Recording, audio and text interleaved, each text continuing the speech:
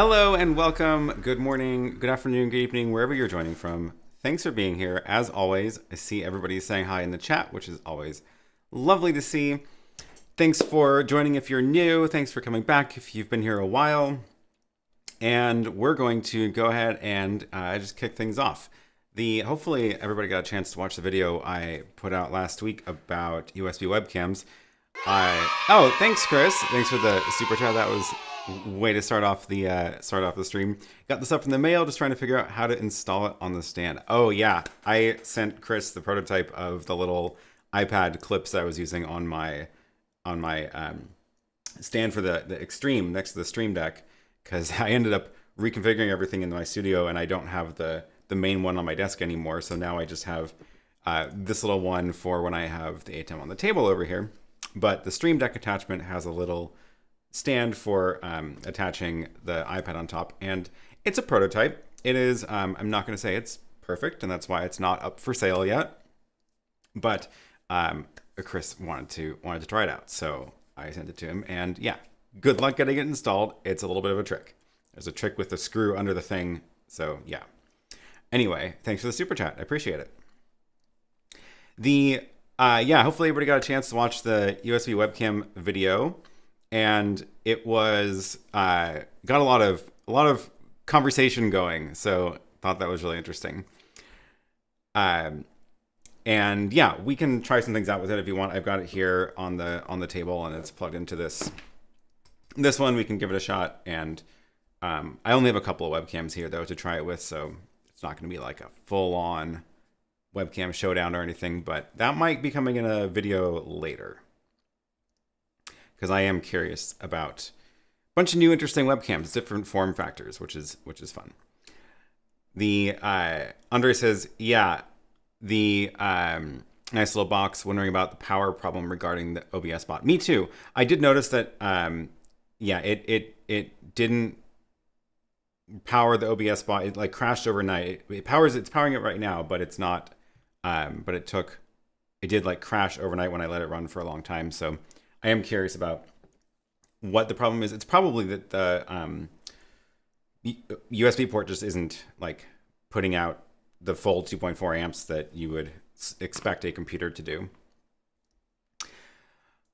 So yeah, if you have a question today for this show, make sure to put the letter Q in front of it, and that'll filter it onto my screen so I can see it a little better.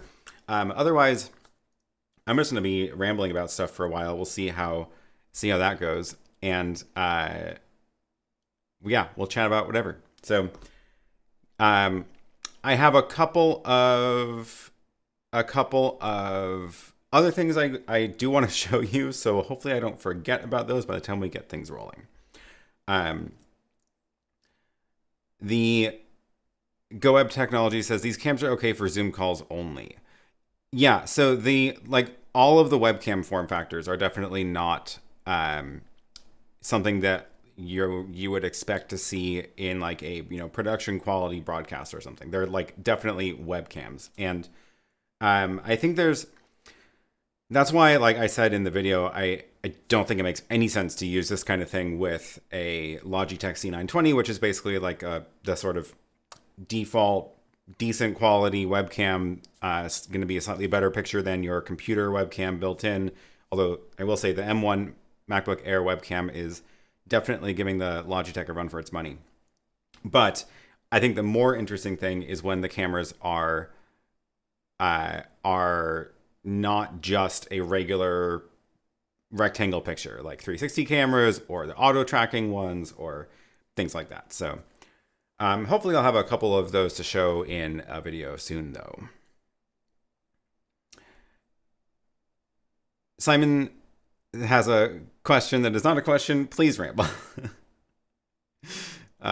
Great. Okay, so someone said my camera's not in focus. Is that true? I don't know. I thought I was pretty good, but I did move things around a little bit. We can try to focus it. I can just turn on my focus peaking and then give it a shot on my phone. It looks like it's in a good spot. We'll just redo it. I want it about there. Yeah, I think it's fine. Interesting webcams. I'm curious about Opal. I know they've been doing quite the PR blitz lately. I am also curious about it because they've been, yeah, they've been on a tear with their PR campaigns. The Opal webcam. Let's see if I can just like find it. I've been seeing, yeah, their Instagram, for example, has only one picture, but 4,500 followers. So. Anyway, it is this little box. They're claiming it's a professional webcam. We'll see. I guess it probably has a better sensor than like the much smaller ones. I am curious about it. I still don't think it's going to be anywhere near the quality of like a not webcam, like a mirrorless. But the yeah, we'll see. Again, it's like. Unless it's leaps and bounds better than a built-in camera on a laptop, it doesn't really make that much sense to get one unless it's doing something else besides just a flat picture. That's kind of my take on it. If the picture isn't sharp enough, put a chili aside. Yeah, I like it. You mentioned in your video that you almost got the Raspberry Pi working as a webcam to HDMI. Could you show us your solution? I would like to. I don't know if I think it's going to take too long to set up because I also don't remember exactly the steps I took to do it. It was a couple of months ago that I was trying, and it did work. Like I got the picture to show up, and it just wasn't good. So I was like not impressed, and I wouldn't even. I should have just figured out what I did and recreated it because I could show you what I mean. It's really not. It was not impressive, and I'm curious if there's maybe a different way to do it than the way I did it, but it was not. It was not good. I wonder if a cheap alternative can be a webcam to Chromebook to NDI. I don't even know if Chromebook runs NDI. I don't know either, actually. That's interesting. There are definitely alternatives. And like I said in the video, if you have OBS, you already have, or even just QuickTime, you have a path right there to do it. Like QuickTime, if you just go into, QuickTime Player and go to New Movie Recording, this is the only webcam I have plugged in is the ATEM itself. But yeah, if you just choose a camera here, it'll show you the picture from that webcam, and then if you just full screen this, oh, that's kind of cool looking. If you full screen it, well, you do notice that there's a little bit of UI there, so you have to get your mouse out of the way and let that go away, and then it should. There it goes, and then it's got you've got the picture from that webcam on the screen, and that is a cheap solution to that, and but it takes a computer, and you can also do it in OBS. Same idea.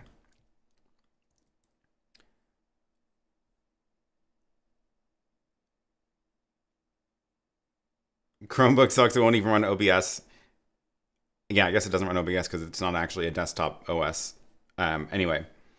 There could be something you could do with a program like a video capture program in a Chromebook, but I don't have one here to test with. Aaron's all the way down. That looked so cool. USB devices are locked at hardware ID level on Chromebook. Okay, yeah, I haven't used a Chromebook in years, so I have no idea. Eric says, it's in focus. I forgot, my 30-inch TV, it's sharp. That is a very big face. Yeah.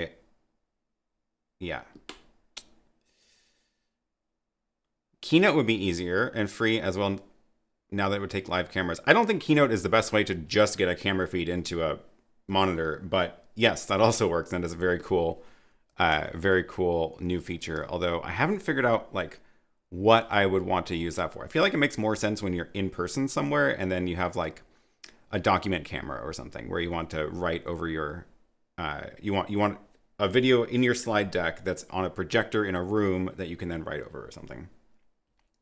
Yeah. It was like he was doing the wave with himself. Yeah. There was something up here I wanted to that caught my eye. What was that? In the middle of all the hellos. Oh, Simon. Love the streams, but for some reason I find the intro music very irritating. No offense, just honest. Hi, it's 5 a.m. here in Australia. Well, thanks for joining at 5 a.m. I suspect that might be the reason the music is irritating. But I like it because I can hear it and hear when things are going, and it's a good way to like get me excited about the stream. So sorry you think it's irritating, but maybe have more coffee first. That's my suggestion. So, okay, the questions are rolling in. That's fantastic. Again, make sure to start your question with Q if you want to filter it on my screen. Otherwise, it gets kind of lost in the discussion.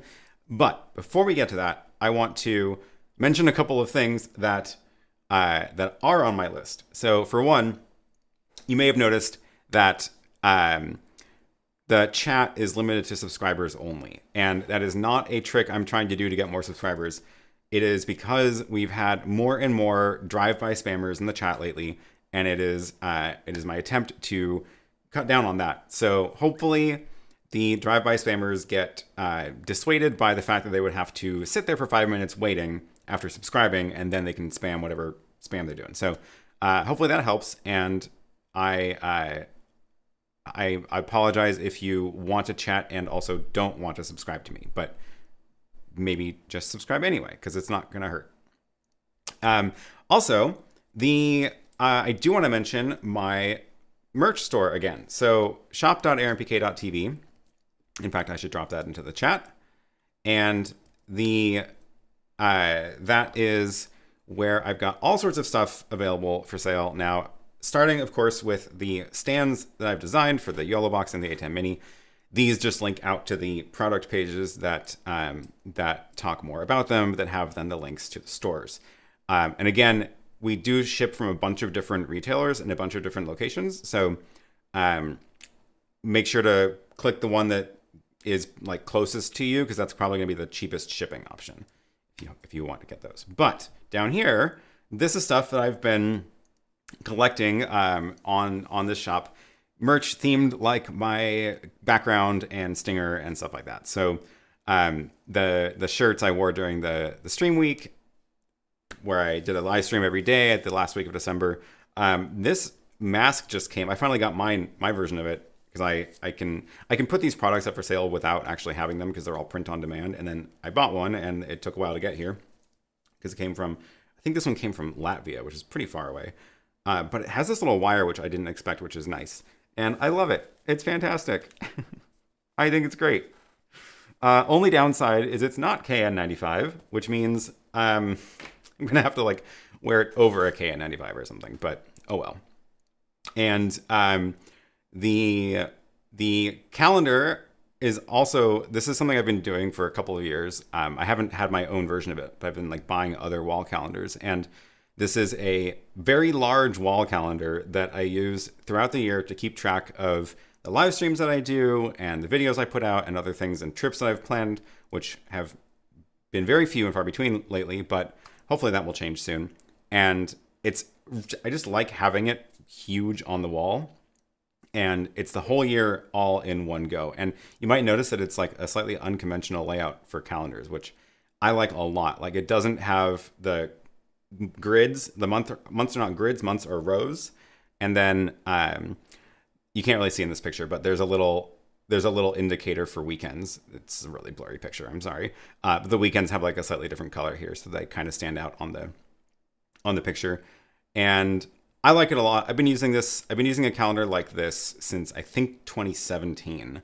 And this year I was like, I'm just gonna find someone that can print posters on demand, design my own, use my color scheme, make it look like how I want, and now it is there.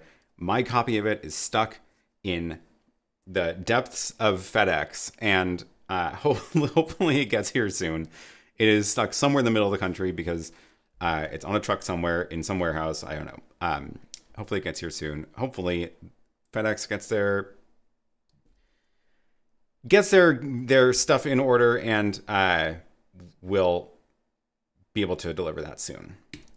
And then down here, I've shipped out a whole bunch of this stuff already. This is gear that I've had over various amounts of time. Some of it is kind of new, some of it's pretty old, and I don't need it anymore for various reasons. It all still works. It all mostly comes with all the original pieces of the kits, and basically whatever's in the photo is what's going to show up. So that's the way to think about it.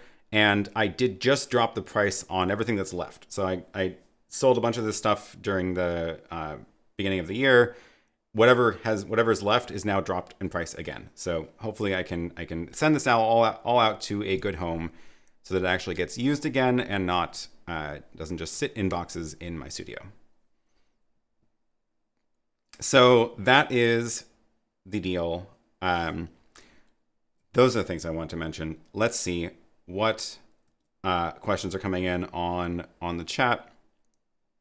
Do you use templates for your websites, or do you code it all yourself? A combination. So the AaronPK.tv website is where I need to redesign this. It doesn't match anymore, so I need to redo this. But this is basically where I just have links to all the recent videos and then links to other stuff, links out to the stores, links to the various tools. There's the stress test clips. I'm gonna redesign this one because it doesn't match stuff anymore. It kind of got out of. I made it before I had this branding dialed in. This one is a template that I found more or less on this website, html5up.net, which is pretty cool. Like, it's just HTML and CSS that you can copy and then modify, and it's all licensed, so you can do that very, very permissively. And I took one of those and I modified it a bunch to make it look like this, and then the website for the products. This is also something that it's started with a template. So I link down to html5up.net down there. Started with a template and then again modified it to make it look like I want, changed colors, swap out graphics and all that kind of stuff. So these are more or less just flat HTML files that are more or less copied from a template. And then all the backend. This one doesn't have any backend code, but like my website, my AaronPK.tv does, because I have things like, oh, my keyboard's in German. Lovely. Oh, Croatian. Let's switch back to the US keyboard so my punctuation works. Things like this, where it's like, there is no design here. This is all just hand coded and with some random backend stuff. But you can search through my timestamps to find out anytime I've mentioned USB or Sony or YoloBox or whatever, which is pretty fun. And then for the shop, that is entirely Shopify. It's all done by them. It is their template. I think it's just a default template. I didn't do any of this. It'll all just run by Shopify. They have a little editor where you can drag and make little blocks, so you can have like custom stuff like those. This is like dynamic based on the products in the catalog. Same with this, it's just different formatting of the product grid.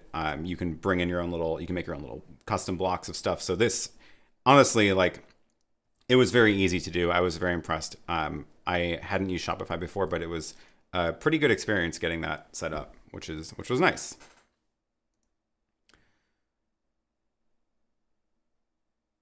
Question, you did not send your used gear outside the US. That is true. I put US shipping only on that because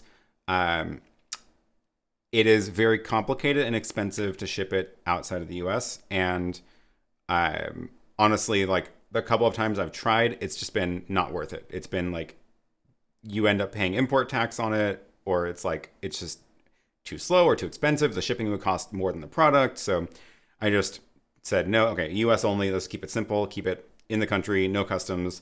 It is much more straightforward. So apologies, but that is the deal with there. Can vouch for Aaron's used gear. Quick ship and great price. I bought the teleprompter. Awesome. I'm glad it got there. Okay.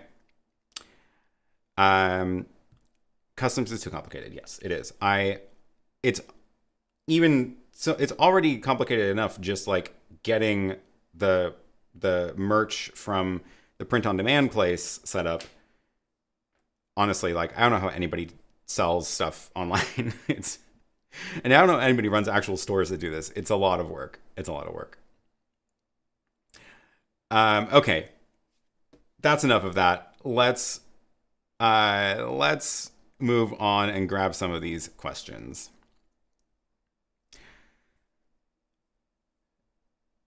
Simon asks, I'm building a streaming platform using Ant Media Fork of Red 5. It has RTMP ingestion and outputs using WebRTC HLS dash. It works well. Curious if you have any view of platforms like these. Interesting. No, that's a whole category of things that I'm not familiar with, actually. RTMP ingestion outputs using WebRTC. Interesting. That's a direction that I wouldn't have expected to go with it, because most of the broadcast platforms are RTMP ingestion, and then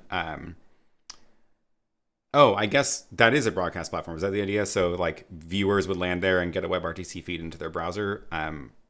No, the only real platforms like that I have experience with are YouTube, obviously, where you're watching here, and the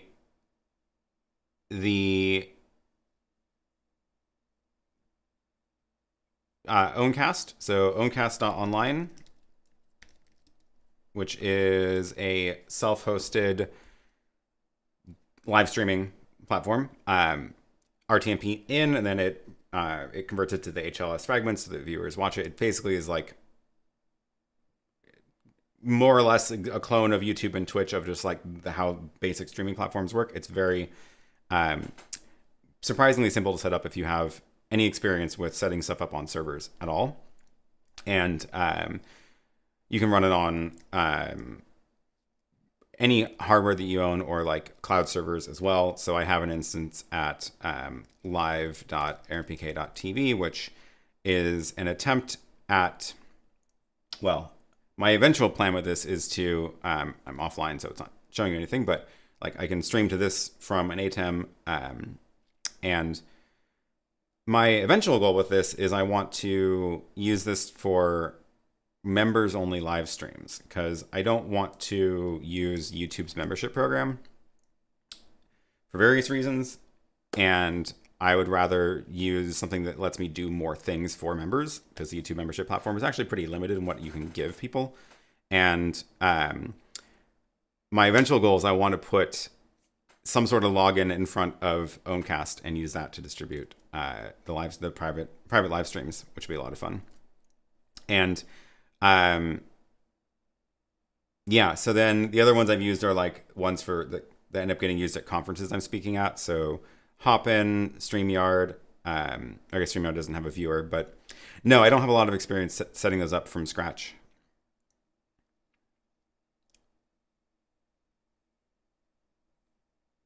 The latency is very good. I'm going to move to dedicated hardware box so I can use the Intel QuickSync hardware encode. That's very cool. Yeah. And with anytime your viewers are watching an HLS stream, which is how YouTube works and how most live streaming platforms work, there's going to be some amount of delay, and the delay is usually going to be in the range of 3 to like even 30 seconds. And that's because it's not, I know it's called live streaming, but it's not like, it's more like taking chunks of a video, snapshotting like a couple of seconds worth, turning it into a file, putting it up on a server somewhere, and then making a list of all those files. So you're not watching it live, you're actually watching a series of chunks of videos being played back in sequence with no gaps in between. And it's kind of amazing that it works at all, frankly, but it does work. And the like YouTube is doing some pretty intense stuff to get the latency down as low as they are using RTMP and HLS, which is what I'm streaming at right now. It's called in the YouTube setting, it's the ultra low latency, and it's only a couple of seconds. So that's why like I can see stuff in the chat that you are seeing and then click on it and it looks almost real time. It's nowhere near the latency of like a Zoom call, for example. And that's the HLS bucket. And then the WebRTC players or protocol is specifically for real-time stuff. So if your viewer can be watching a WebRTC stream, it's going to be a lot closer to real time. And that is how, for example, video.ninja works. So that is, that's where this is not meant as a viewing platform, but this is meant for getting remote video feeds into a broadcast system like OBS or an ATEM Mini or whatever it is. And this all uses WebRTC underneath, and it is pretty much real time, like about as good as you're going to get. So yeah, it'd be interesting if there's like an actual live streaming platform that would use WebRTC instead of HLS. Steve from Video is a champ. I agree. He is extremely productive. I don't understand how he has time to crank all those tools out. Owncast is something I've seen one person use. It seems pretty okay. I've only just watched hosted stuff people would post, transmit through Owncast. They had it in the cloud or on a host. Yeah. It's attractive for anybody who wants to reclaim the data, owning it truly, and not having social media platform intervene. Well, that's why I'm thinking, that's why I want to use it for the members only videos, because for those, I'm not relying, like for this stream, I do take advantage of the fact that YouTube broadcasts it to people who haven't seen me yet. And that is part of the reason that I do these on YouTube, to grow the channel that way. And new people come in, and then, you know, maybe someone will stick around and subscribe and become regulars here, which is lovely. For members who are already part of this audience, I don't need YouTube to push it out to people. So I'd rather use something that I can have more control over. So I think that's why it makes a lot of sense for that. So we'll see how that goes. We will see. Still putting together that plan. It does not exist yet.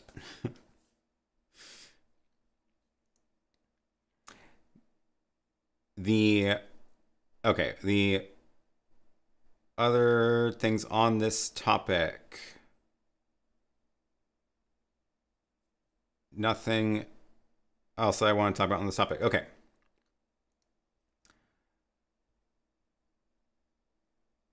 New topic. Nothing's really off topic here if you're talking about cameras. How do you connect the Osmo Pocket 2 to the Magewell Pro Convert H.26x to HDMI? Let me see if I don't have mine here. Let's see if the app lets me do anything with it's not connected. The way that works basically is, well, I can jump into the Magewell first. So if you go into your Magewell encoder, this is let me actually grab this link first. The Magewell does my own search work. Yes. Okay. So this one's the SDI version, but they have a HDMI version as well. That's the Magewell Pro Convert H.26x to SDI. So this thing is a very cool little box, which I've been enjoying playing with, and it is a I guess decoder is how you would call it. So it takes a network stream, video stream over the network, and then outputs it over SDI, or they have an HDMI version also. It's not cheap, but it seems like nothing in this industry is cheap. So that is running, and it is on my network now, and I've set it up with an IP address I can get to, and this is the internal IP on my network, so I can now push stuff to this address on the network. If I want to push to this from outside the network, I have to do port forwarding in my router. So I did do that, and I have a port open on my internet gateway to push to this device. And then once you're in here, it does a whole bunch of different stuff. So if you go into the source tab, you can create sources of various type. This is actually the NDI model, but they have a one with or without NDI. The NDI one's like $30 more expensive because they had to pay the license for it.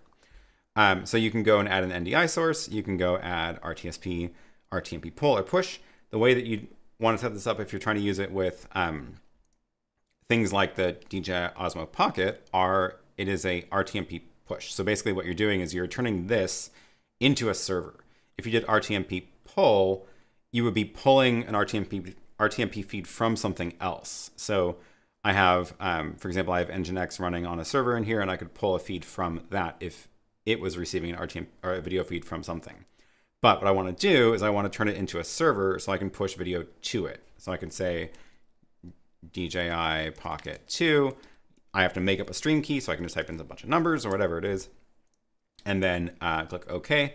And now you select that source, and now if I use this stream key to push video to this device, either the local IP or the public IP of my network, and the port that's forwarding to this one, then it will show the video out of its SDI port or HDMI port.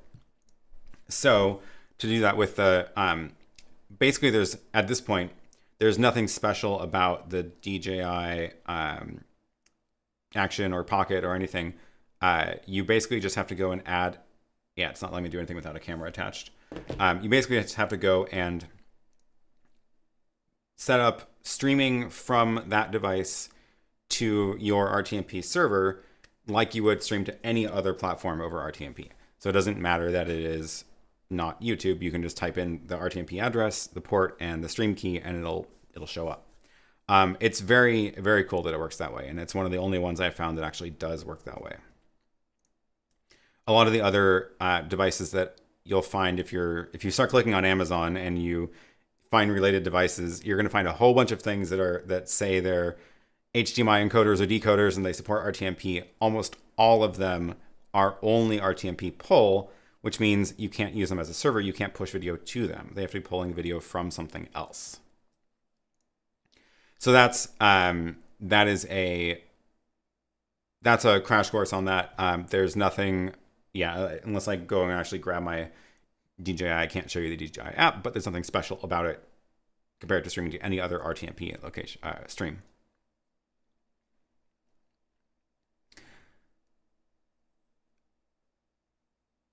Cool. Okay. Anything else on that? Oh, back on the other topic about Owncast. Are there problems you're having with streaming on YouTube that you want to move to another? No. So again, so YouTube is it's a great way to I'm using it for primarily for the discovery and the promotion they do. So like I can stream videos myself, I can host videos myself on my own website. It's not that complicated. It doesn't take that much bandwidth, especially at the numbers I'm at. Like once you're talking about like millions of followers, it's a slightly harder problem, but still it's very doable. But the thing that I can't do on my own is the discovery and the broadcasting to new people. And that is something that YouTube is very good at. They are a content discovery platform and a search engine. So if I had a whole catalog of videos up on my own website and you're searching for ATEM Mini videos, it's a lot less likely that you're going to find the videos on my site and streams from my site. So I'm using YouTube for that aspect of it. And as soon as we get into I already have an audience and I want to talk just to that audience and I don't want it to go outside of that audience. That's the idea behind a membership program or a members only live stream.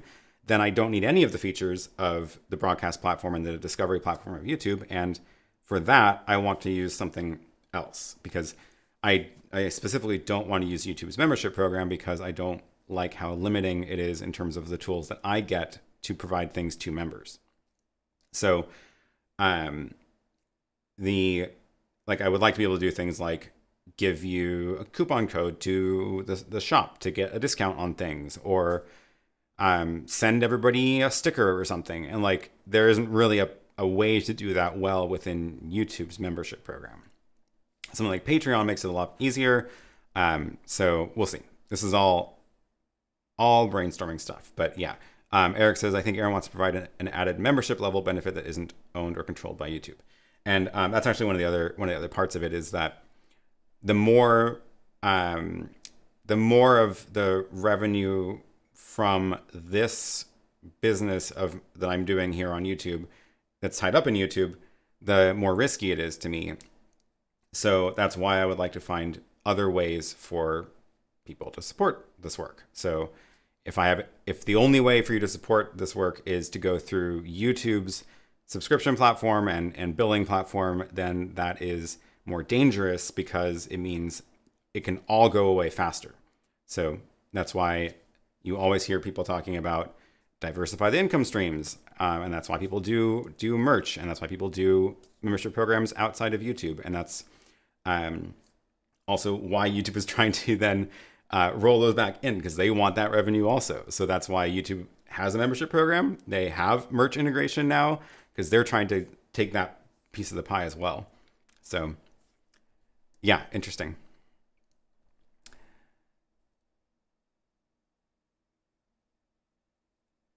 Okay, let's see. We were talking about Owncast a second ago, and I see some people are talking about that in here. HLS streams with multi-bitrate videos have more delay, up to 40 seconds in WoW as a streaming engine hosted on our dedicated servers due to transcoding happening at the server end.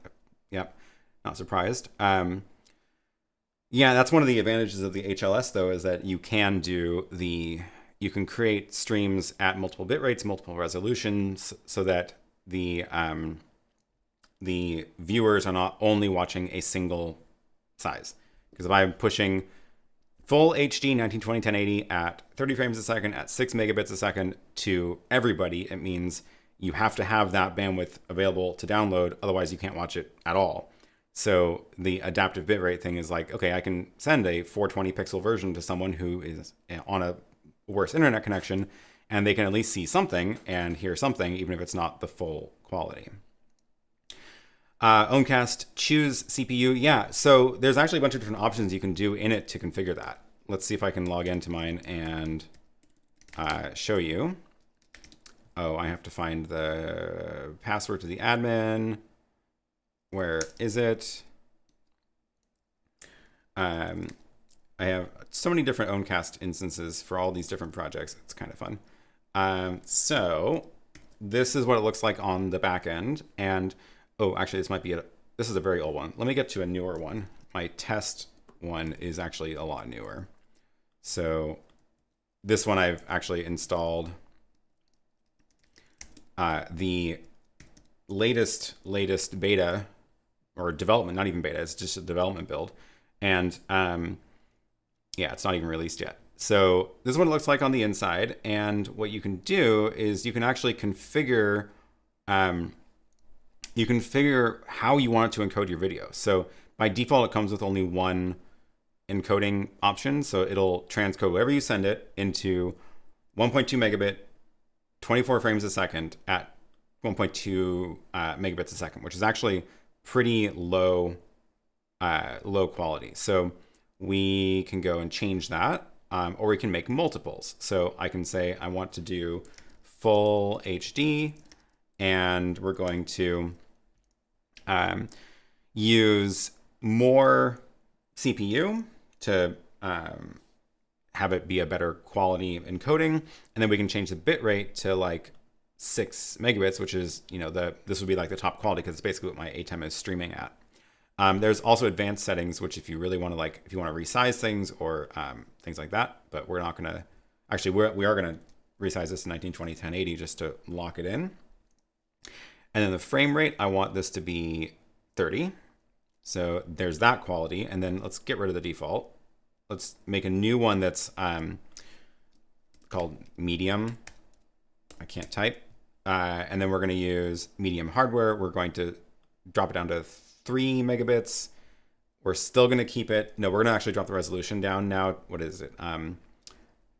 1280 by 720. Is that I think I remember that right. We're going to keep it at 30 frames though. And then we're going to make a low quality. And we're going to keep that one there. We're going to drop this down to 1200. And we're going to keep it at 1280 by 720.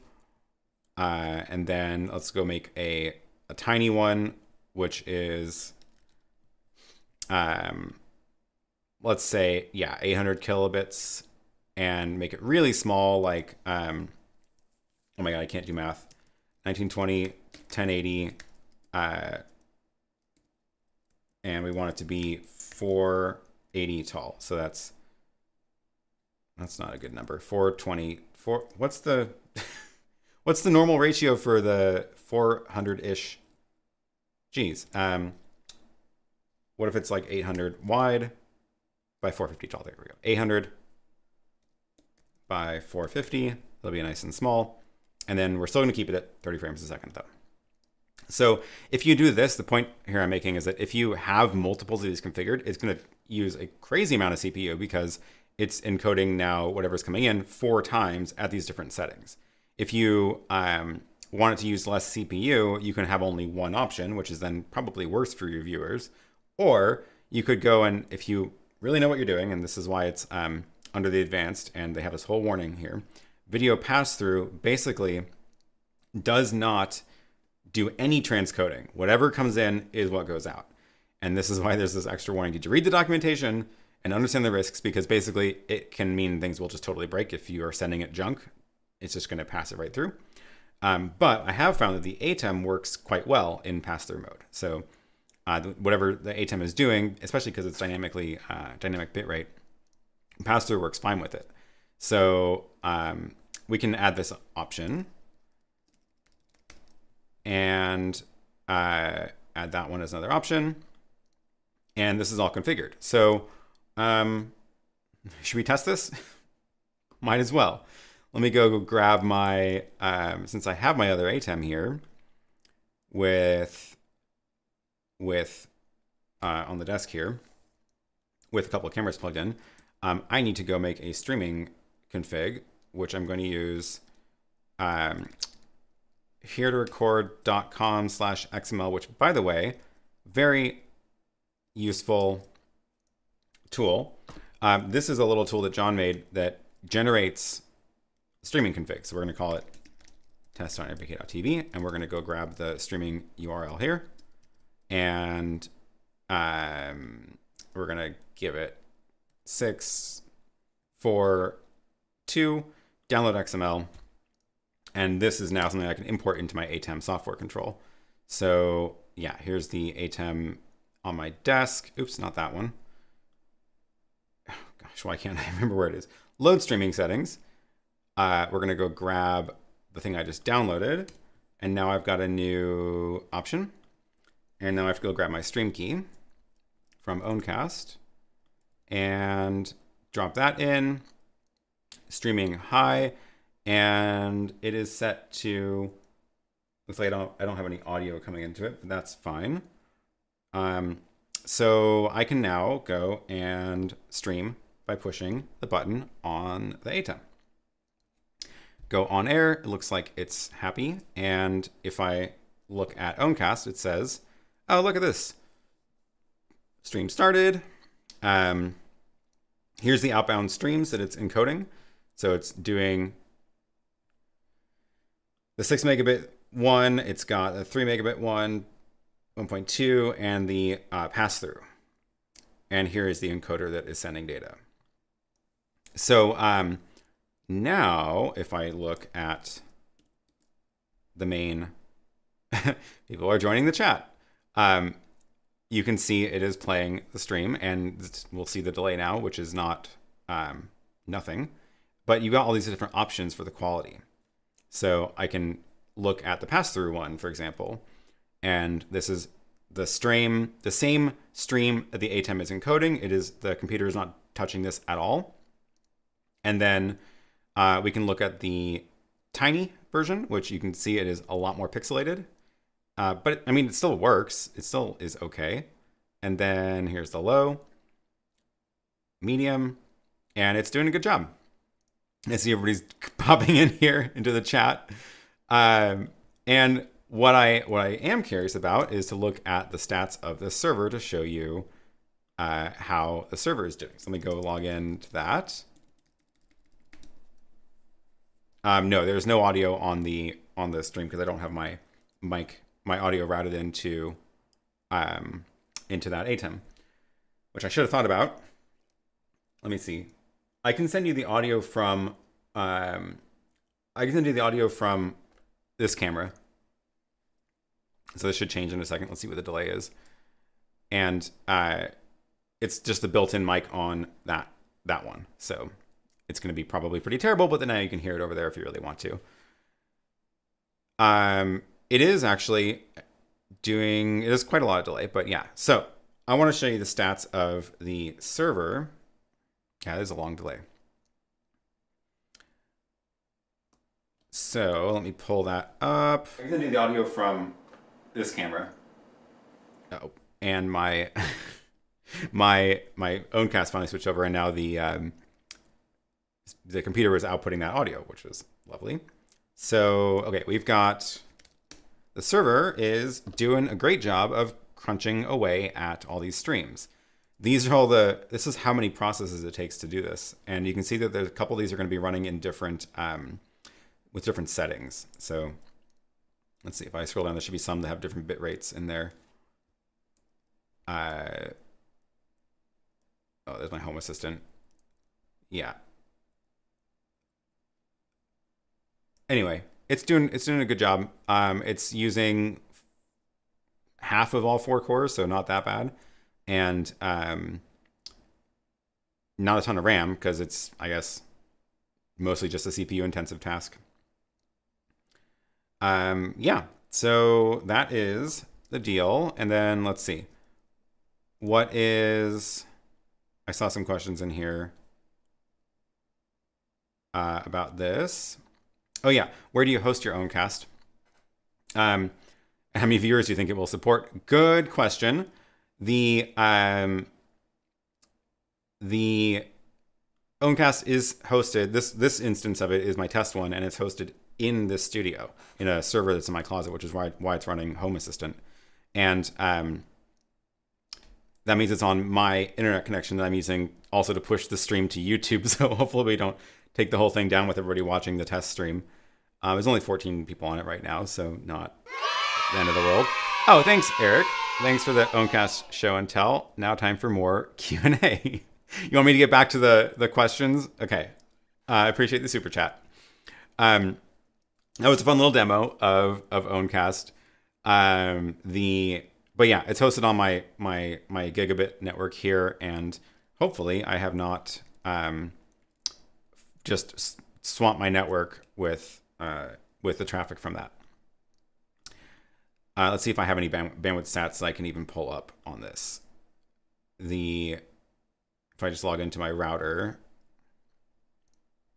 it is, I don't see, oh yeah, it says it's using 6% of my bandwidth, which is not bad at all. Traffic overview, view all traffic. Most of it is anything on here I can't show you? No. Yeah, most of it is going to YouTube because I'm pushing up to YouTube a lot. And I don't see the rate on this one. Oh well, yeah. But yeah, I'm just hosting on the gigabit. So I do have full, pretty close to full gigabit available. It is very near last time I tested. Let's see if that is still true. Speed test says, see if I can get a, there we go. Speed test is giving me 830 down. Let's see what it says for up. It's pretty good. That's what I get for being in the middle of town. And 850 up. Yeah, nice. So I've got a ways to go before I run out of bandwidth on that stream. Is gigabit pricey in Oregon? It totally depends on where you are. I'm in town, so it is not expensive, and I did not have to pay any install fees either because there's a bunch of other customers here, potential customers. So it's $65 a month, and I'm happy to pay that. What player are you using on the website to play your video from Owncast? Owncast is the player. It is a full all-in-one package. So that website, test.aaronpk.tv, is Owncast, and it has its own built-in player. I believe it uses video.js under the hood, but you don't need to know that to run it.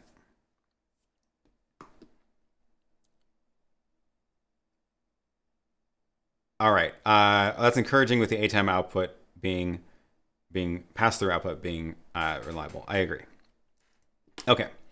That's enough of that. Let's go back to, I guess I should stop that so I don't just keep wasting bandwidth.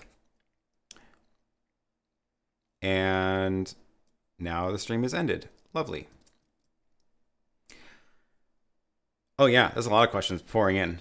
And we're already almost at an hour. Wow, time just flies. I've been trying the Raspberry Pi solution, not happy either. Do you remember what software you were trying to use? Don't you think the Pi should have enough horsepower?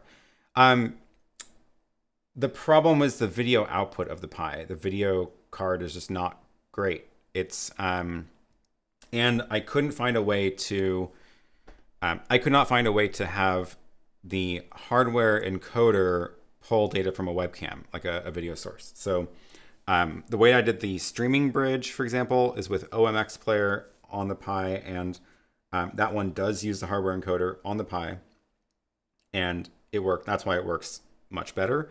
However, they took it out of the latest distribution, which is very annoying, and I don't understand what is supposed to replace it. So it's not available, and even then I wasn't able to figure out how to get the webcam to output using OMX player. So that I feel like is a dead end. And now I just need to find some other solution for that. If you do find a way to get the Raspberry Pi to use the actual GPU in there to pull the webcam feed, then let me know, because I will do a video about it. And I would love to have that be a good option.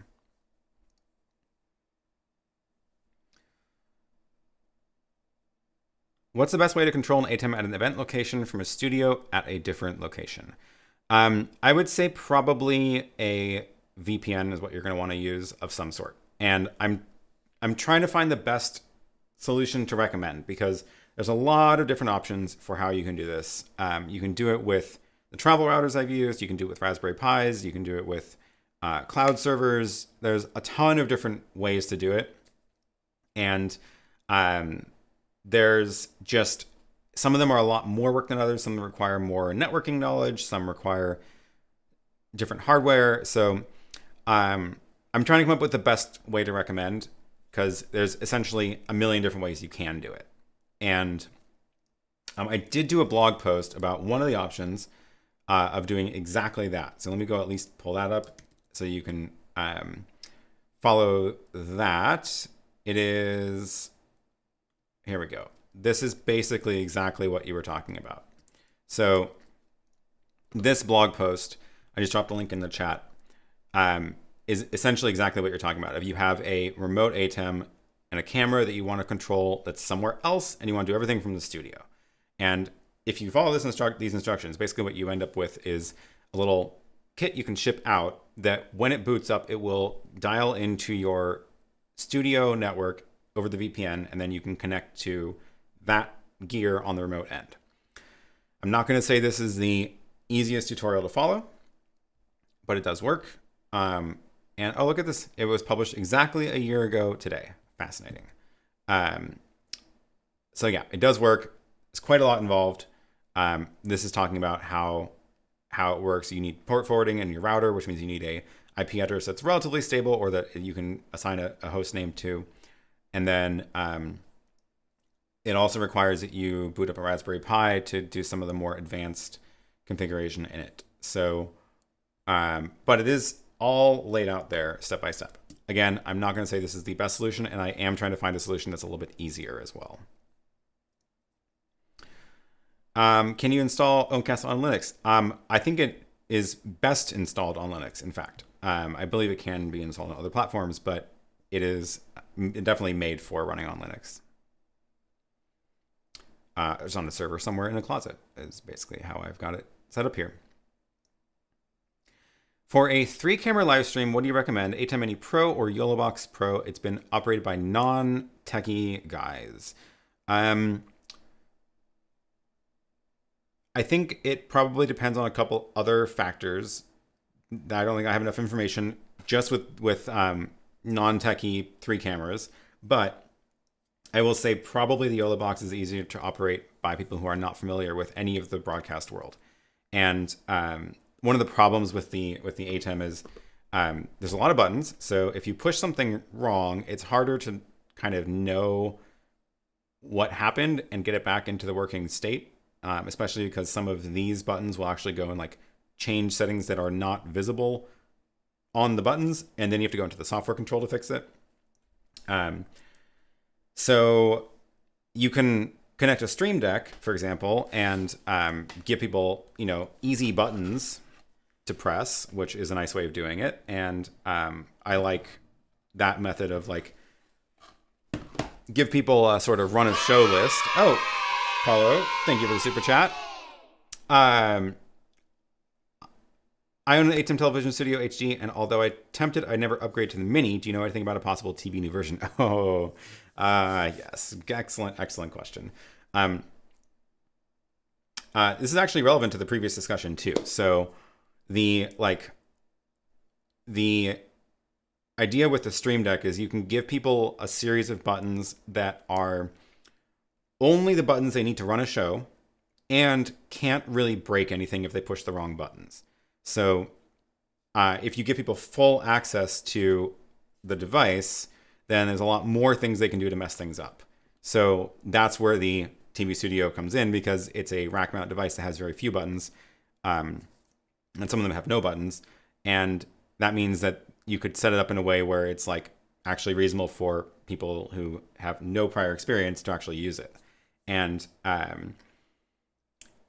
yeah, so the to your specific question, no, I don't know anything for sure, and if I did, I couldn't tell you. But what I can say is it is very, very likely that we're going to see a new rack mount from Blackmagic soon. I don't know what soon is, because if you look at their lineup, what hasn't been updated? We've got updates on the low end, we've got updates on the high end, and we've got no updates in the middle. So I very, very strongly suspect we're going to get some new 4K stuff, rack mount, soon, whatever that is, which I was originally hoping it was going to be NAB in the fall. That has come and gone in a very not dramatic sort of way. And now we're just looking for new milestones this year. So hopefully, yes. I would say if you're more interested in putting stuff in a rack, it's probably worth waiting at this point waiting a couple months to see what happens, instead of trying to shove a brand new ATEM Mini Extreme into a rack. That would be my personal take on it, if you are set on the rack mount. Speaking of racks, with a new rack next to you, are you also cleaning up the rack in the back room? Not at the moment. I'm treating those as totally separate pieces of collections of gear. So the rack that's in the closet, which I think I showed it in a stream a while ago, because it was when the power went out one time and I had to go in there to see what was going on and shut up the beeping. But that one is like, I consider that more like infrastructure for this building, where it's like, it's the router, it's the cameras, it's the big switch that connects to all the different other switches in the space. It is its own battery. It's got the fiber modem in there. Like, it's all the infrastructure. It's not part of the video. Like, I have the only video gear in there that is even remotely related is that server that's running Owncast. And basically, even if I wasn't doing video production in this space, I would still have that rack. So the rack that's in this space, which I just realized I don't have a camera on it right now, the rack in the space I've been setting up is exclusively for video gear. And I actually don't want to mix it, because I want to be able to like unplug this if I need to and move it somewhere else in the room and not have it take down other infrastructure. So I consider those two totally separate things. TVJ says, I would love an ATEM Mini with BNC. My side gig could use like 3 or 4 of them. Totally. I know. Like, there's so many good features in the ATEM Mini that need to be launched in their rack lineup. So we'll see.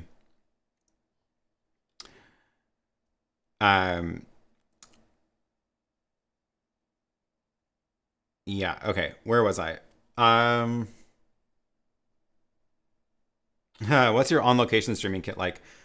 I haven't done a lot of it lately, I will say, because there hasn't been a lot of opportunities to. But I did do one in October, snuck in a trip in between all the chaos, and I brought a YoloBox with me, and I think it was great because I didn't want to check a fly case on an international flight where I didn't know if any of that was going to even like work, and so I wanted to be only carry on, and I was also doing things that were it wasn't just a trip only for live streaming, so I brought the YoloBox because it was small enough to pack down, but I can still get multiple cameras and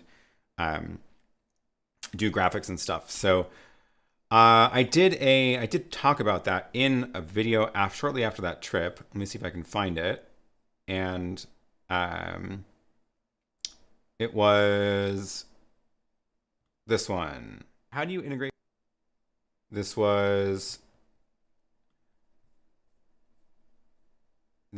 the video. So yeah, here it is. Streaming kits I used in Germany. How do you integrate your YoloBox? Let me grab that timestamp and drop that in the chat. So that is in the chat now. No, Finland was December, which was a little over a month ago. Finland, I didn't even bring the YoloBox. I only brought this camera, and didn't work great. I had some issues with that, and we had to recover thanks to some very nice help. So, but the Düsseldorf was October, and that was for a conference I was speaking at, and a 2-day conference. I gave a talk at the conference, and it was also an event I was helping to run. 2 events I was helping to run. One I was helping stream, one I was actually running the event. And that was where I brought the YoloBox. Because I was like, there's enough stuff, all-day event, that's worth bringing. Didn't want to bring it to Finland because I did not want to drag it through the snow. Paulo, thank you for the super chat. I prefer rack mounts, so I'll definitely wait. I would love to see the up-down cross-conversion, super source, and live streaming. Also 1 or 2 NDI inputs. I appreciate the super chat. Yeah, I very strongly suspect it'll have the frame rate converter and the probably 720, 1080, and 4K conversion in it. Definitely have super source. I'm not totally sure if they're going to add live streaming built into that. Oh, thank you, Steve. Is that a no message? Thank you for the super chat. I appreciate it. Thanks a lot. Yeah, I'm on the fence about whether I think they're going to include the live streaming feature in a rack mount ATEM because they sell the web presenter, and they have 2 models of web presenters now, the 1080 and the 4K. So the web presenter is their streaming feature that's in the ATEMs, and it's in a rack device already. So I kind of feel like if they bring that into another rack ATEM, it like eats into the market for these. So I kind of feel like we're not going to see the streaming encoder in a rack mount ATEM because you buy it as a standalone thing. The other big question is it going to have the disc recorder feature, because those are also available as separate devices, which are the HyperDecks. So yeah, really curious to see if they include recording and streaming that are in the ATEM Mini in their new rack mount lineup. I'll be very curious. I do not think at all that we're going to get NDI. So I do not expect we're going to see NDI ever in that, because it would cost them a lot of money to license it, and they're giving that money to their competitor. So instead, you're going to have to stick with external NDI conversion, which there's plenty of options. And at this point, I should probably just like make a video that just goes through a whole list of all the options, because there's plenty of good ones. There's the Magewell NDI device I showed earlier in this stream. I've used an Apple TV for it. It works fine. So lots of options for that. And yeah, Steve, wondering if it's worth upgrading to the ATEM Extreme. I think it depends on what form factor you like better, because if you do want a rack, I would wait and not try to shove an ATEM Extreme into a rack if you haven't yet bought it.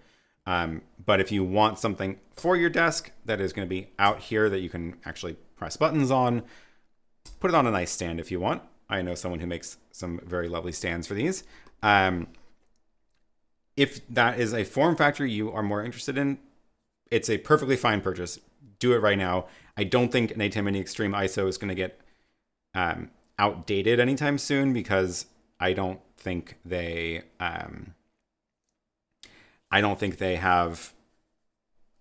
need to deprecate those products already. It's still been too soon for that those came out.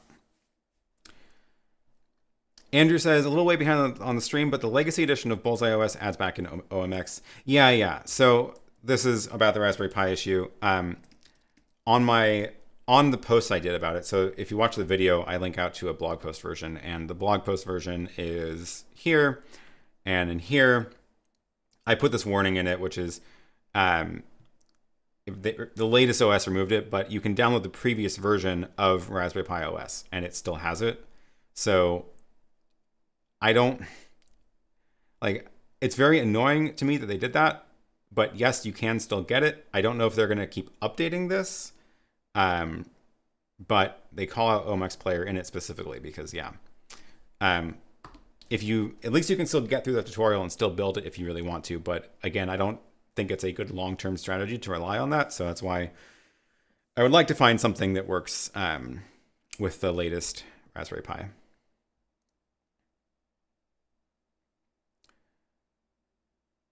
Robert says, would love to see you visit Jonas and turn it into a live stream travel show. Happy to contribute money.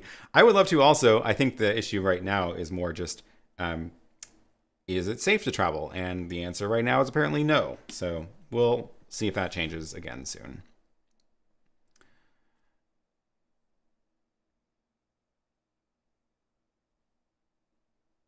Here's a webcam question. Do you think the Elgato FaceCam is the best webcam for those who want to live stream 1080-60?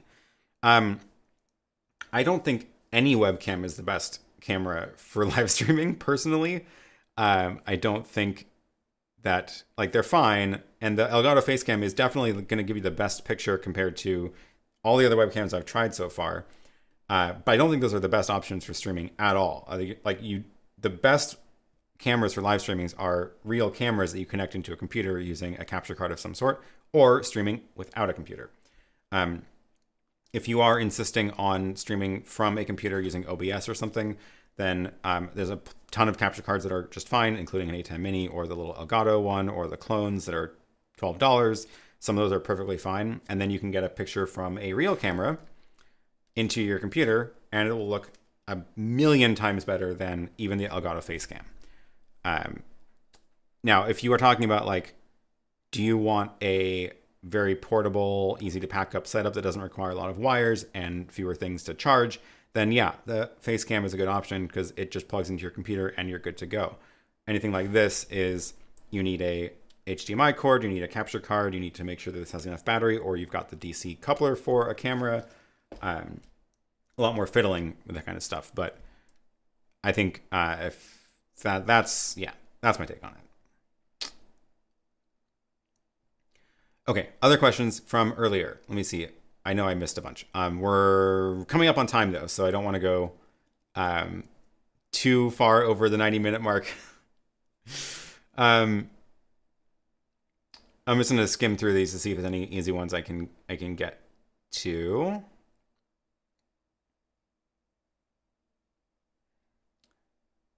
We got the YoloBox question. Got Osmo Pocket 2. Please don't repeat questions because I will eventually see them, and then if they're repeated, then it confuses me because I'm like, I know we talked about that already. I don't have a good question. I don't have a good answer for the PTZ. I need to get my hands on some actual PTZ cameras to try. I do not have enough experience to give you a good recommendation for a good one. YouTube's key feature I find is alerting subscribers when you go live. Any thoughts on other solutions for subscribers? I'm thinking some kind of push messaging. Yeah, this is a very good point. Although I will say YouTube's notification features are terrible. They do not actually send out notifications to everybody who is subscribed, nor do they send out notifications to everybody who has clicked the bell icon. I know all the YouTubers always say, click the bell to be notified when I post a video or go live. And basically what it does is it gives you more of a chance of getting a notification from YouTube. It's not a good system, which is another reason that I would like to find an alternative for that. What I have done so far is email. And again, this email is not perfect, but that is an option. At the bottom of aaronpk.tv, there's a form to subscribe. You can also click the link I just dropped into chat. And what this does is it's completely automated. And every time I have a live stream scheduled, then 30 minutes before, it will send out an email. So you can see this is the one that just got sent out at 5:30 p.m. UTC, which is 30 minutes before, it's like 5:31 for some reason, 30 minutes before this stream was scheduled to start. And this is the best way to get notifications reliably about my live streams.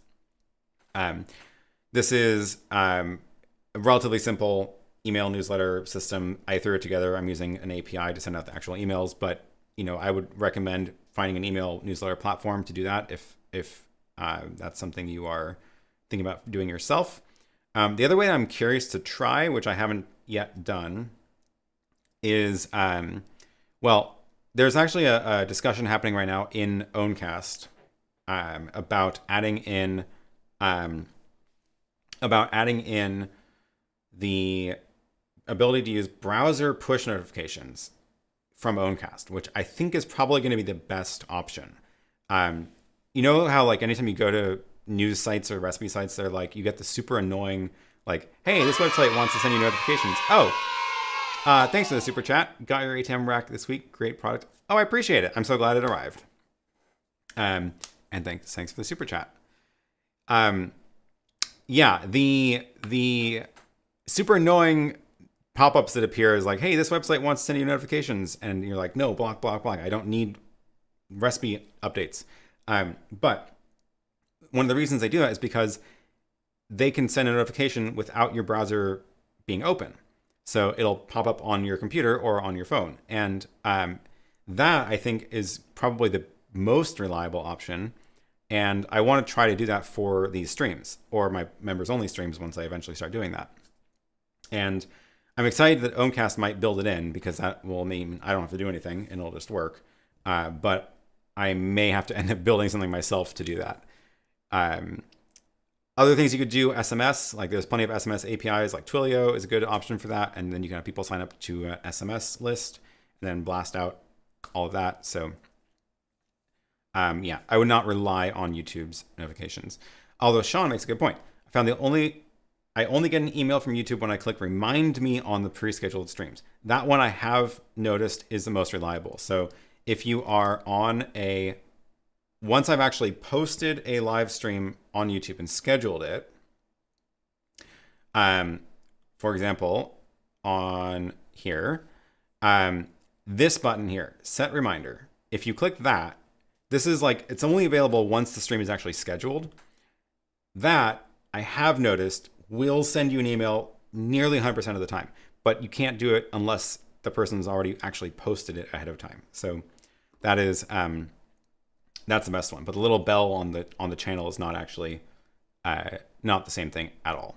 So yeah. By the way, Lily did in fact hit 1K. So congrats on 1K subscribers. And now she has more work to do to actually go and make some more videos. And this is going to be a good stream, which is going to be on in a few hours later tonight. Sorry to all the Europeans, but if you're in Australia, it will be an appropriate time, and you can join us then. Long time no see. Thanks for joining. Thanks to have you back. Good to have you back. Jim says, I notice I'm getting more and more spam via text.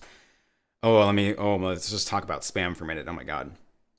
Yeah, I have definitely been getting more and more spam to phone numbers in general, both calls and texts. I've definitely been getting the like just random spam stuff sent to me, but one of the worst ones that's been happening is, let me see if I can, I think I deleted it all. One of the worst ones is I've been having people sign up my email and my phone number for Eventbrite events or on political campaign websites that I definitely do not do myself. Like, I've been getting Eventbrite emails being like, hey, thanks for registering for this event. And then I get reminders from those from Eventbrite, which I feel like is a very clever way to spam, because you're telling Eventbrite to spam people instead of you doing it yourself. And I'm a little bit offended that you can register for an Eventbrite event without any sort of authentication. Like, you can just put in anybody's email address there and you don't need to log in. Even if they have an account, you don't need to log in, and then Eventbrite will just happily give you a ticket and then start sending you reminders about it. Not great, not great. And this has been happening a lot over the last 2 weeks to me for some reason. And I don't know what list I got on to have that happen, but I've also started getting like political campaign texts being like, thanks for signing up for our list. And I Google the number it came from, and it's like, it's a real campaign. It's a real SMS short code. Those things are very expensive. You can't just fake those. And it's not just a Twilio number or something. And I guess it's because someone is just going through lists and typing in phone numbers and signing them up for stuff, which is a bit of a mess. Oh, my dollar, is Australia time zone friendly? It's true. Yes. Oh, good question here. I've seen others talk about separating live streams from uploaded content on different channels. What are your thoughts on that? I have also heard very, very different things about this from a lot of different sides. And you may notice that I do not have two channels for the content. I put regular videos and live streams on this channel, and I think it works fine. I think it's been fine for me. And the argument that I've seen for separating live streams from the edited videos is that I guess there's two parts to it. One is the algorithm argument, which I fundamentally disagree with, which is that the argument is, if your live streams always get fewer viewers than or views than edited videos for me. And that makes sense because these are like an hour and a half or 3 hours long. And yeah, we're not going to get 100,000 people watching a live stream. But I can get 100,000 people watching a 5-minute video because it was solving a very particular problem in a very short amount of time. And the argument, the theory is that the way the YouTube recommendation works is it's like, oh, we don't see the views happening on the live stream, so we're gonna like downgrade all the other videos because we don't think your videos are getting the clicks that that make it want to be pushed out. And my take on it is YouTube knows if a video is a live stream or pre-recorded, pre-edited and uploaded. Like, that is there's a little, if you just go look at all my videos, I mark them, but like, oh, it's not even in this list. Let's see if it's on the homepage. So here, see how it says streamed 6 days ago? Streamed 13 days ago. And then these are all the live streams, but when they're, and then these ones don't have the stream next to them, right? Like, YouTube knows if a video is a live stream or not. And I would assume that, because their job is, like, their whole goal is to get people to watch videos, that they would want to separate the distinction between live streams and edited videos in their algorithms they use to recommend content. So they know if a video is live or not. I don't think they would count live streams against the fewer views of live streams against edited videos. And as far as I can tell, my theory is correct, because like, I've seen, even though I've been having about the same number of views on live streams for the last 2 years, I still have edited videos that will occasionally pop off and do very well and get significantly more views than live streams. And I believe that's why I think that is the case.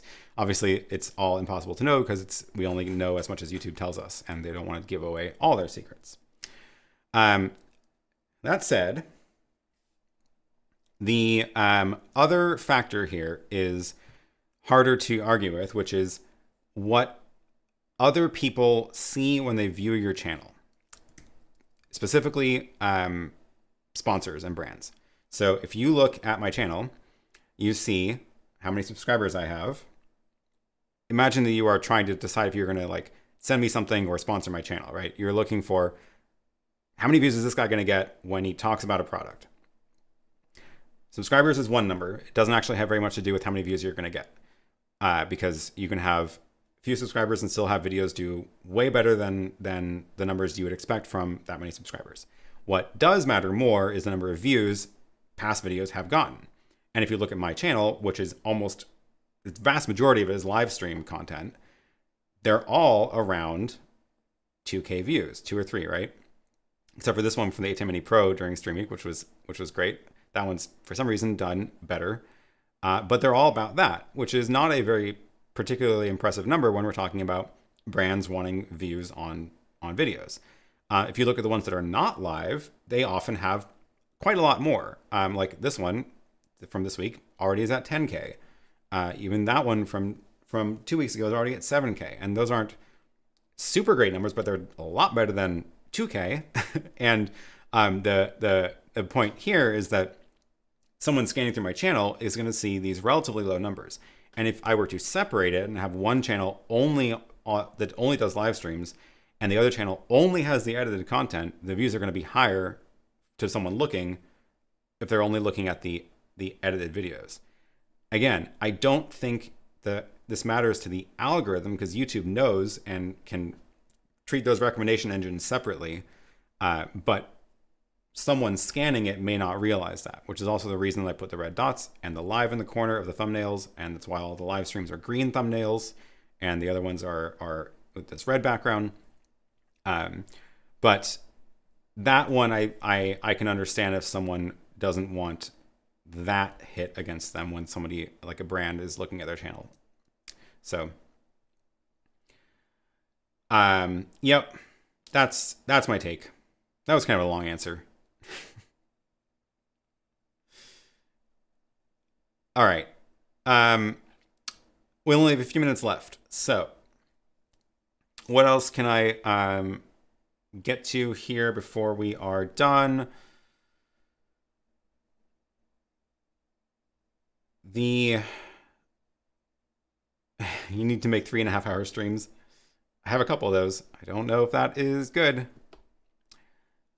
Mevo to Magewell using NDI. Did you try it out? Looks like the Mevo is a relatively cheap way to get into NDI cameras. That's a good point. It is a relatively cheap way.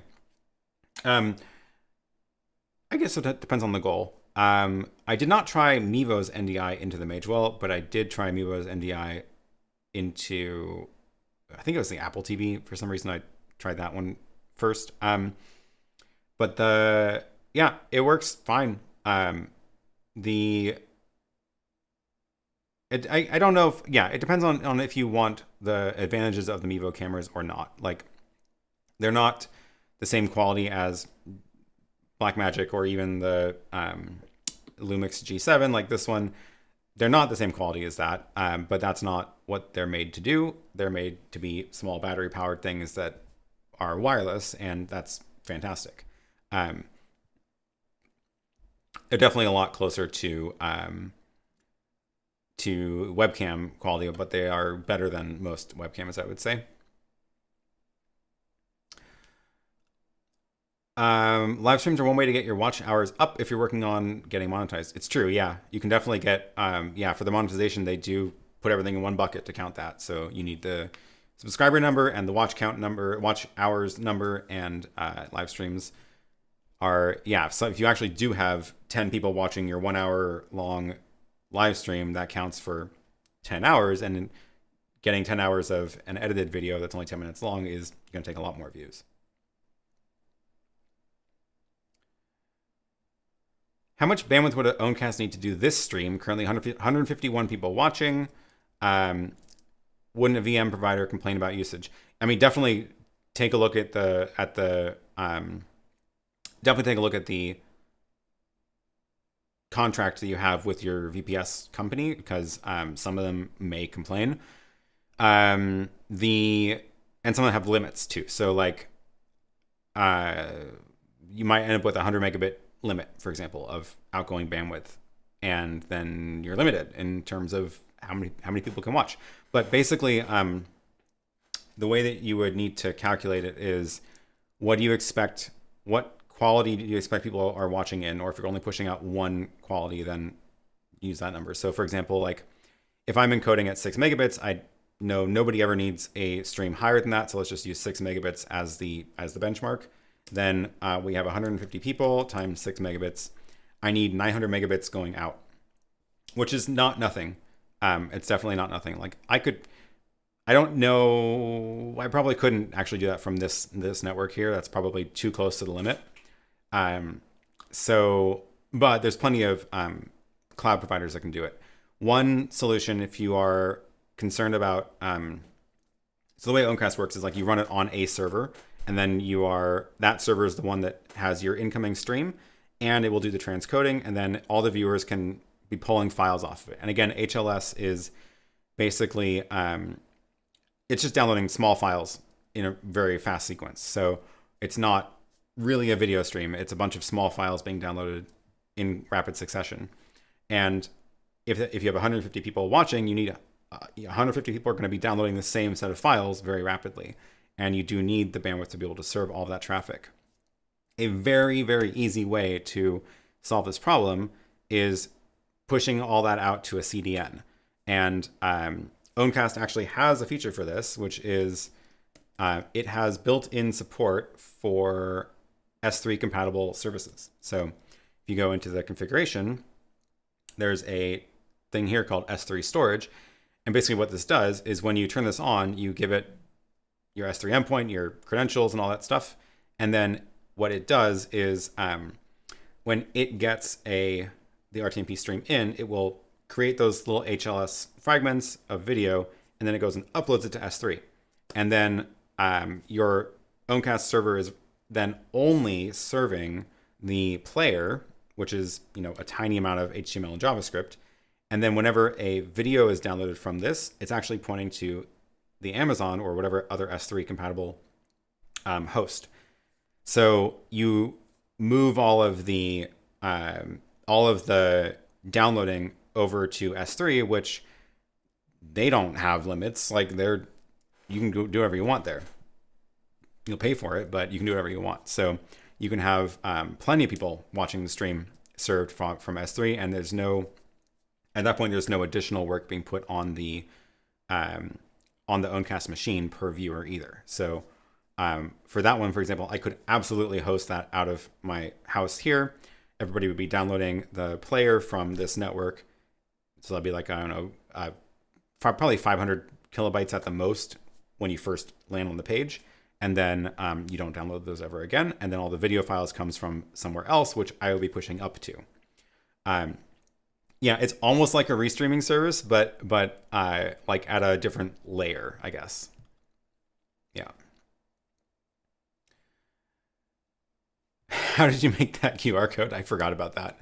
I actually have a blog post about this. This is it's kind of cool. I forgot how interesting this is. This is a QR code of my face, and you'll notice that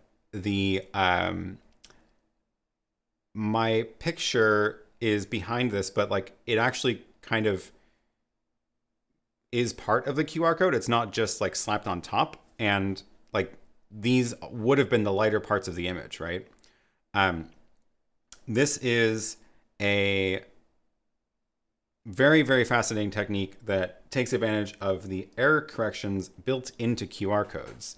So it turns out a lot of the data in here is redundant, so you can actually make a lot of mistakes in the data, have errors in the data, and it'll still read it. But also, the real trick is, let me see if I can find this.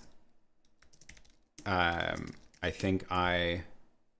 did a blog post about it a while ago. So here, I will drop this in the chat.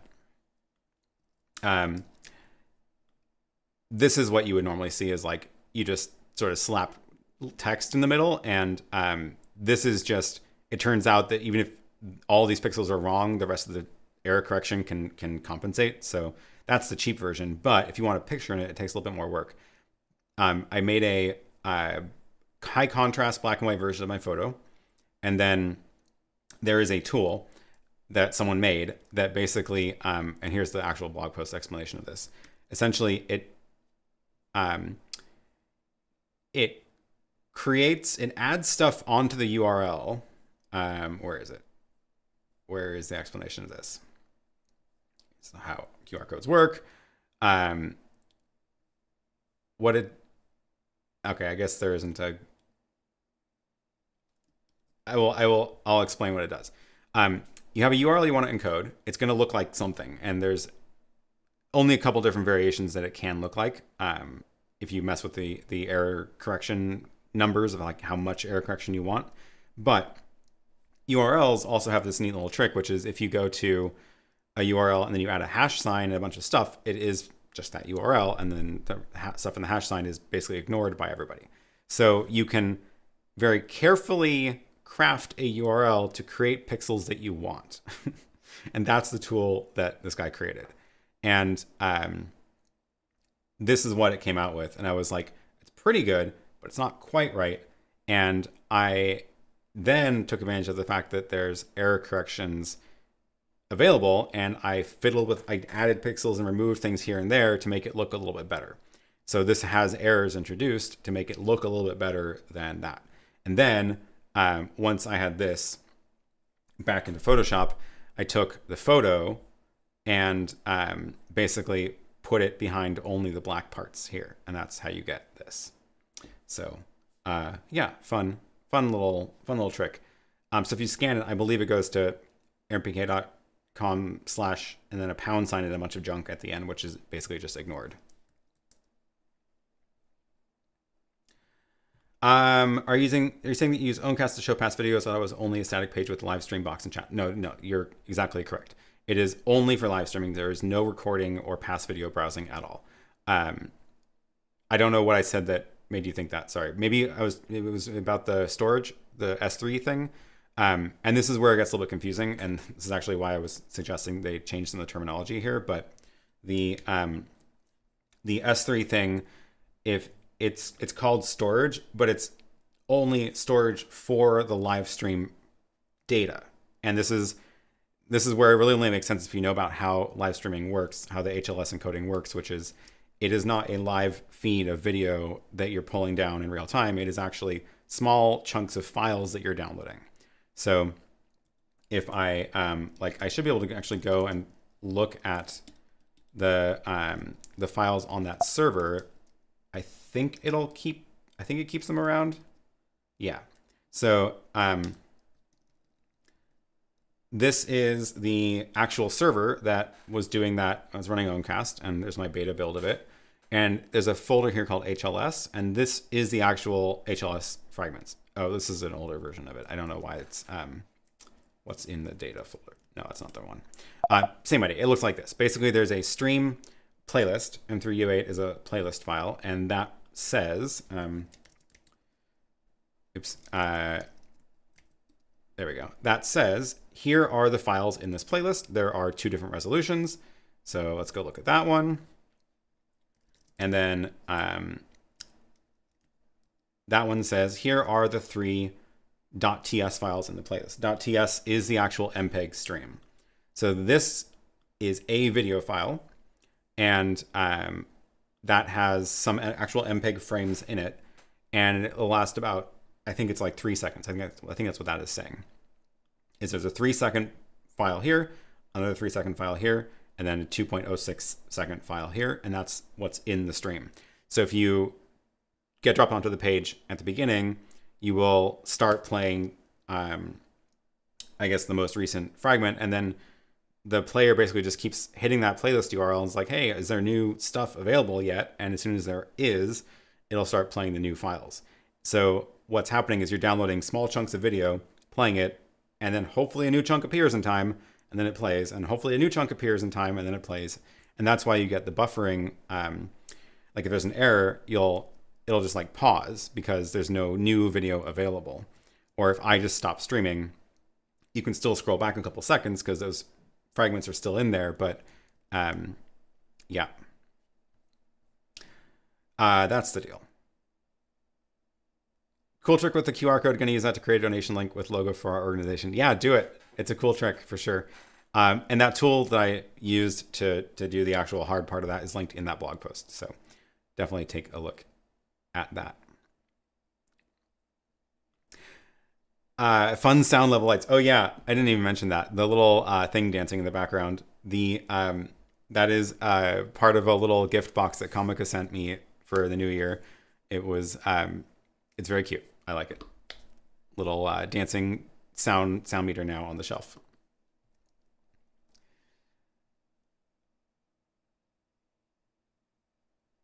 All right. I think we're going to wrap it up. We are at past the 90-minute mark. So yeah.